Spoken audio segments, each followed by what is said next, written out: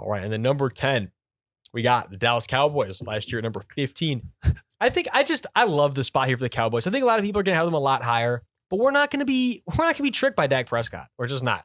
Because again, Dak could go off and have an amazing year, but we see the plot and we know Dak is he's kind of reckless. And I just can't put faith in him, especially if he was my fantasy QB last year. I have a real thing. I have fantasy spite. If you sell me a fantasy, I'm going to have to be spiteful on the low key for a long time afterwards. That's how I feel about Dak. But again, not just Dak. The whole offense, you got a really good group. I mean, come on. The receiving core is stacked. The O-line, I don't want to say stacked, but it's about as close to being stacked as you could be. It's above average unit. Blake Ferguson's a good tight end, good young upcoming tight end. I mean, the Cowboys are essentially loaded if you want to talk about the offense as a whole.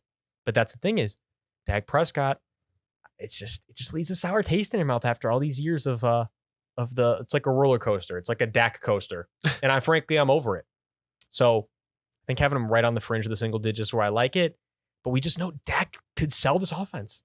Yeah, he's on the press coaster. I don't know. That was like, I was going through my head, like trying to figure out like which ones at least sounded like, okay, that was the only way. He's going on the press coaster, dude. Luke Schoonmaker, rookie tight end. See how he does. Like Brandon Cooks, like you said. Tony Pollard, this is going to be his first year where he's really going to be the dominant back. Like I think last year they really split the carries with him and Zeke. Yeah, I mean, like their offensive line, 11th in run blocking, 14th in pass blocking. So like I was doing all the clips and we were slandering the fuck out of Dak, like slandering the hell out of him. But looking at this offense, how do you underperform with this offense? How do you not at least get to the NFC Championship? I'm talking about this in the year. NFC. Like it's a joke. And this goes on. We agree about Mike McCarthy too. We already touched on this, but this is Mike and Dak. You talk about the people who have the most pressure on them as a duo. Yeah. It's them.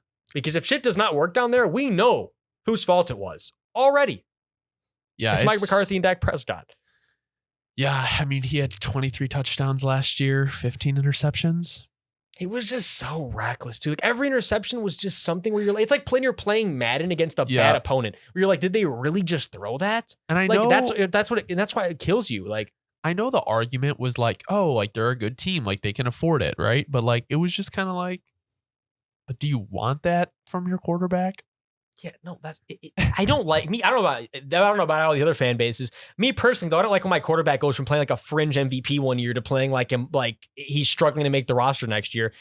And that's just, again, Cooper Rush was playing at about the level Dak was. I mean, it's like there's just when you look at it from that point of view, you have to be discouraged. Yeah. Yep. We had a lot to say about the Cowboys, but now the Cowboys are an interesting team. Is the Cowboys of the NFC West. That's hilarious. No, literally, recently for sure.